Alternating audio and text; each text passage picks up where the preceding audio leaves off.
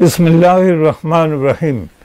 Channel আয়ের রমজান মাসের আসুন আমরা কোরআন বুঝে পড়ি অনুষ্ঠান থেকে সবাইকে জানাচ্ছি আমন্ত্রণ ও শুভেচ্ছা।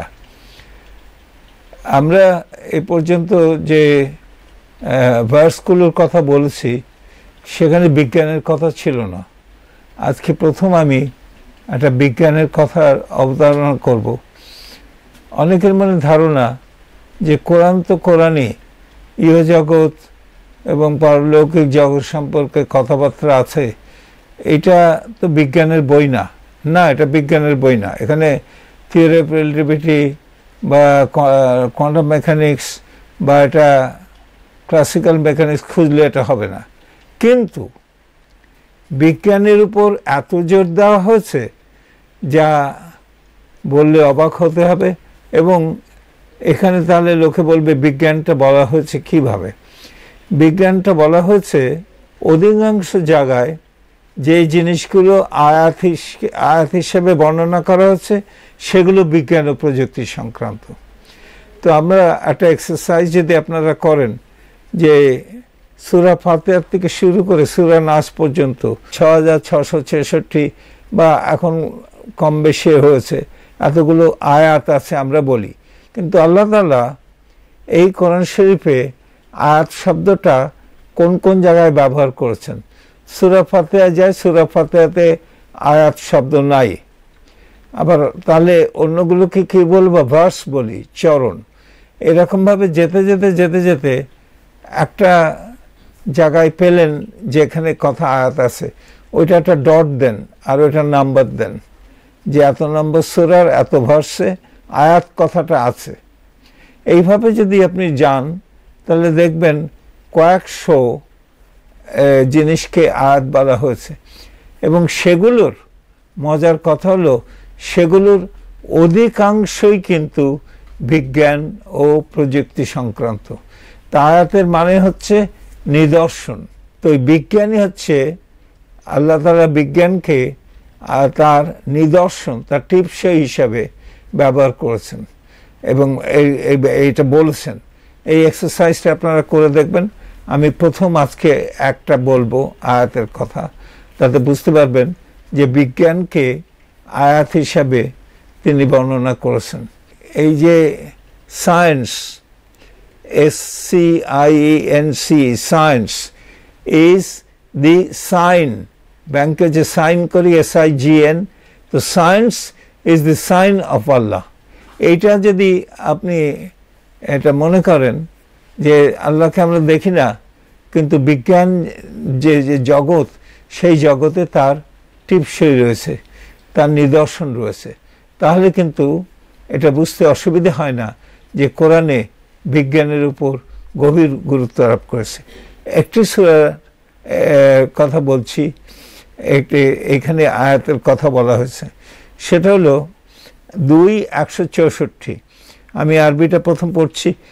ইন্না ফি খালকিস সামাওয়াতি ওয়াল আরদ ওয়াক্তিলাফিল লাইলি ওয়ান নাহরি, মানে ইন্না নিশ্চয়ই, ফি মধ্যে, খালক মানে সৃষ্টি, সামাওয়াত ওয়াল আরদ দি হেভেন্স অন দি আর্থ আকাশ এবং পৃথিবীর, ওয়াক্তিলাফ এই যে ইখতিলাফ হয়, যে ভেরিয়েশন হয়, ইখতিলাফ, ওয়াক্তিলাফিল লাইলি দিবস এবং নাহার রাতের মধ্যে এইটা, এবং ওয়াল ফুলকিল্লাতি তাজরি ফিল বাহারি, বাহার হলো সমুদ্রে, সমুদ্রে যে এই বিচরণশীল যে নৌজন সমূহে, তারপরে লেখা আছে ওয়াল ফুলকিল্লাতি তাজরি ফিল বাহারি বিমা ইয়ানফাউন নাসা, নাফা, নাফা মানে হলো লাভ, মানুষের জন্য হিত।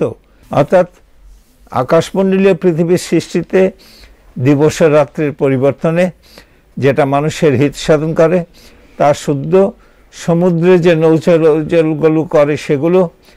তারপরে বলছেন যে ওয়ামা আনজালাল্লাহু মিনাস সামাই মিম্মাই ফাআইহা বিহাল আরদা, এবং এটা এই যে নাজিল করছেন আল্লাহ তাআলা, যে বর্ষণ দ্বারা ধরিত্রীকে বাড়ি বর্ষণ করছে, মিম্মা আইয়া বিহিল আরদা, তাকে হায়াত দিচ্ছে, আবার নতুন করে জীবন দিচ্ছে, বিহিল আরদা বাদা মাউতিয়া, মৃত্যুর পর তাকে আবার নতুন জীবন যাপন করছে। আনজালা মানে বৃষ্টিও বর্ষণ করা, নাজেল করা, বৃষ্টিও নাজেল হয়। তো এইটা বলছেন যে নৌযান সময়ে আকাশ থেকে যে বাড়ি বর্ষণ করে ধরিত্রীকে তার মৃত অবস্থা থেকে আবার পরিপূর্ণভাবে তাকে পুনর্জীবিত করে, তাতে জীবজন্তুর বিস্তারণে, এটা পরের কথা, ওয়াবাসা ফিহা মিন কুল্লি দাব্বা ওয়া তাসরিফুল রিয়াহি ওয়া সাহাবিল মুস্তাখাররি বাইনা সামাই ওয়াল আরদি লা আয়াতিল লিকাওমি ইয়াকিলুন। বলছেন বায়ুর দিক পরিবর্তন, এতগুলো দিক জিনিস বললেন, তারপরে বললেন জীবজন্তুর বিস্তরণে, বায়ুর দিক পরিবর্তনে, আকাশ ও পৃথিবীর মধ্যে নিয়ন্ত্রিত মেঘমালাতে কি আছে, জ্ঞানবান জাতির জন্যে কি আছে, আয়াত রয়েছে।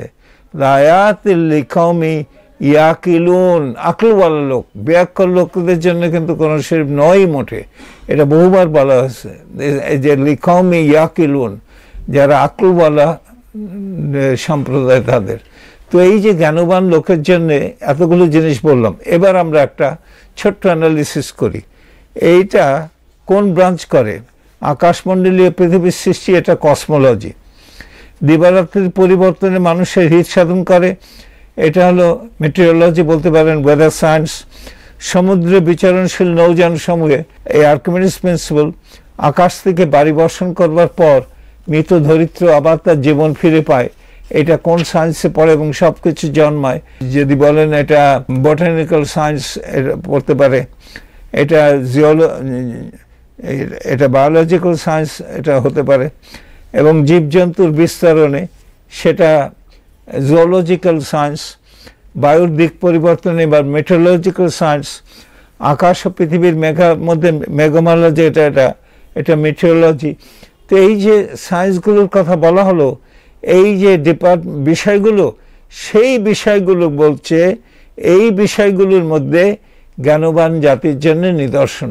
এই বিষয়গুলোকেই আল্লাহ তাআলা আয়াত বলছেন।